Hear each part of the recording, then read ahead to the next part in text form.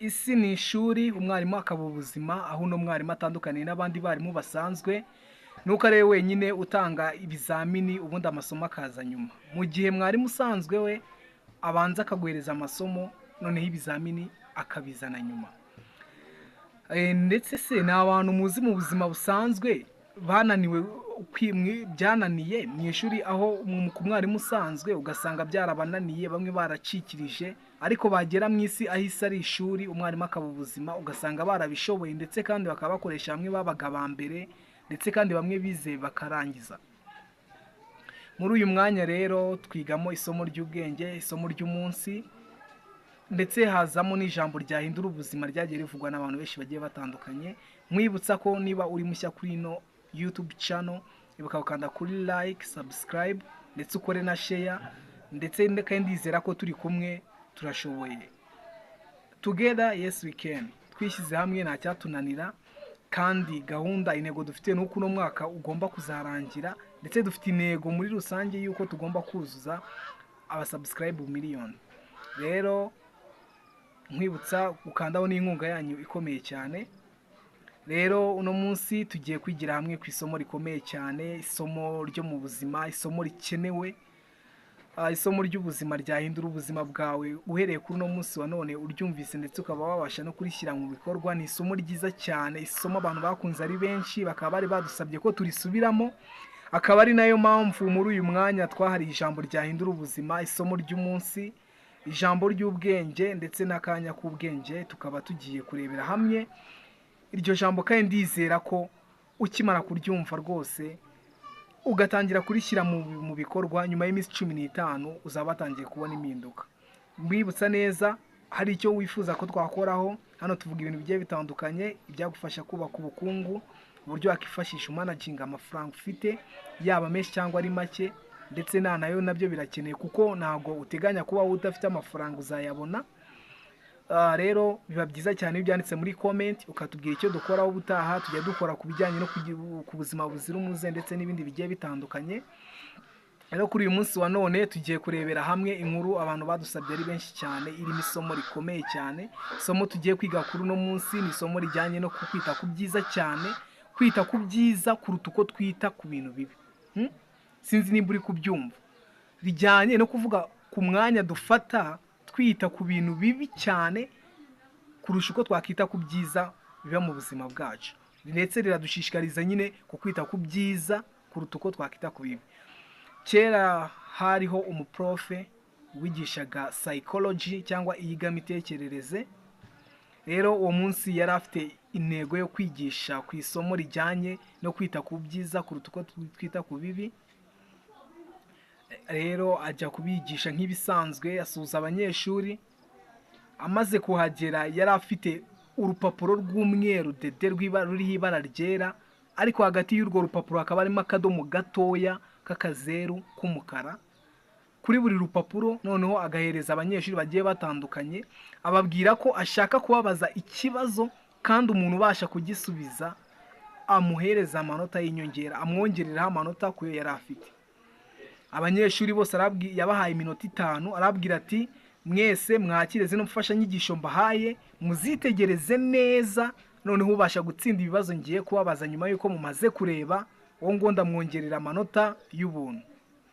Abanyeshuri birumvikana amanota y'ubuntu, abantu benshi bagize ku n'abanyeshuri murabizi amanota niba byoroshye. Abanyeshuri barareba, baritegereza, arangije arababaza ngo ninde watubwira ikintu murimo murabona, ni iki murimo murabona kuri urwo rupapuro mbahaye. Abanyeshuri abenshi barazamura akaza bavuga ati kuri urupapuro hariho akadomo k'umukara, hagati y'urupapuro harimo akadomo k'umukara. Arabaza ati nta wundi muntu uri kubona ikindi kitari ako kadomo k'umukara, nta kindi kintu murimo murabona? Barongera barahindukiza, bareba inyuma, bareba ku ruhande, barongera baravuga ati nta kindi kintu turimo turabonaho usibye akadomo k'umukara kari hagati kuri buri page wagiye uduhereza. Arangije kubireba arabwira ati yego koko nkuko mubivuze, ku rupapuro, kuri buri rupapuro nagiye mbahereza hagiye hariho akadomo gatoya k'umukara. Ariko se muri mwebwe kuki nta muntu witaye mu kureba iri bara ryera rizengurutse runo rupapuro, ahubwo mukaba mwabonye kano kadomo gatoya k'umukara? Habuze n'ureba ngo avuge ngo harimo akadomo k'umukara gato ariko gakikijwe n'ibara ry'umweru ryera ryinshi, nyine akaraba ari akadomo gakikijwe n'iryo bara ryera. Nabwo ati rero isomo ati bijyanye n'isomo nashaka kubigisha ry'uno munsi ryo kwita ku byiza kuruta uko twita ku bibi. Rero mu by'ukuri aka kadomo k'umukara gahagarare cyangwa karapresenta ibintu ibibi bitubaho mu buzima bwa buri munsi, noneho rino bara ry'umweru rigasobanura ibyiza bitubaho mu buzima bwa buri munsi. Rero harimo isomo rikomeye cyane mu buzima bwacu busanzwe. Usanga tujye ako kadomo kagiranwa n'ibibi bitubaho, ugasanga umuntu ahora yivumagura, ahora afite amaganya icya yose, ugasanga ngo ngewe ngo mana ngo sinzi ngo byaranze ngo n'amafaranga ngo nyene y'akazi. Ugasanga turimo turabona ko ari akadomo k'umukara ariko kagereranywa n'ibibi bitubaho, tukirengagiza ririya bara ryera ndetse ari naryo rinini cyane ryo mu ry'ibyiza bitubaho muri ubu buzima. No kubuhumeka uri muzima, iryo ni ishimwe rikomeye cyane, ni ibintu wagakwiye kumva ndetse bikakunezeza ndetse bikaba byanagusubizamo imbaraga kuruta uko wakise ku bintu bibi kuri ibyo bibi bikeya, ukamera nk'abanyeshuri bahoze bareba kari akadomo k'umukara kandi mu by'ukuri hirya hakikijwe n'ibara ryera kandi riganje. Rero iri ni isomo rikomeye cyane mu buzima. Usanga twita ku kadomo k'umukara aho kwita ku ibara ry'umweru ari ryo rihagarariye ibyiza bituba muri ubu buzima.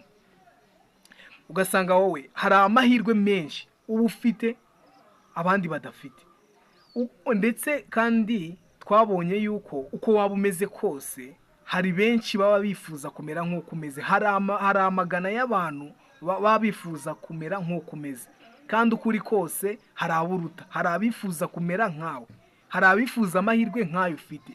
Ariko mu by'ukuri usanga kari akadomo k'umukara kaza kakaduhuma amaso ntitubashe kubona ririya bara ryera ari ryo rihagarariye ibyiza bituba muri ubu buzima bwacu bwa buri munsi. Rero mu by'ukuri ndakubwira ko uhereye uno munsi wa none nujya ufata umwanya ukita ndetse ugatekereza ku byiza kuruta uko wita ku bibi cyane, bizagufasha guhindura ubuzima bwawe ubeho wishimye udafite amaganya menshi, ndetse kandi uzabasha kuryoherwa n'ubuzima. Rero ikintu gihari tuba tugomba kumenya nuko muri ubu buzima bwacu hari ibintu byinshi twirengagiza by'agaciro tuba dufite byiza, ntitubyiteho, tugahumwa amaso na twa tuntu dutoya tumeze nk'akadomo k'umukara, nk'uko uno muprofi yari arimo arabibwira abanyeshuri be. Kuko bitaye ku kadomo k'umukara bituma birengagiza ibara ryari rizengurutse urwo rupapuro, kandi rwose ibara ryari riganje ryari umweru. Rero guhera kuri uyu munsi wa none reka dutangire, tangira uzajye wita, ufata umwanya wite no ku byiza cyane, wite ku byiza wabashije gukora. Rero wewe tugiranye ku musozo, ibuka gukanda like, subscribe ndetse na share na comment kugira ngo dukomeze turebe ko twagera ku ntego yacu. Shalom shalom, Om Shanti.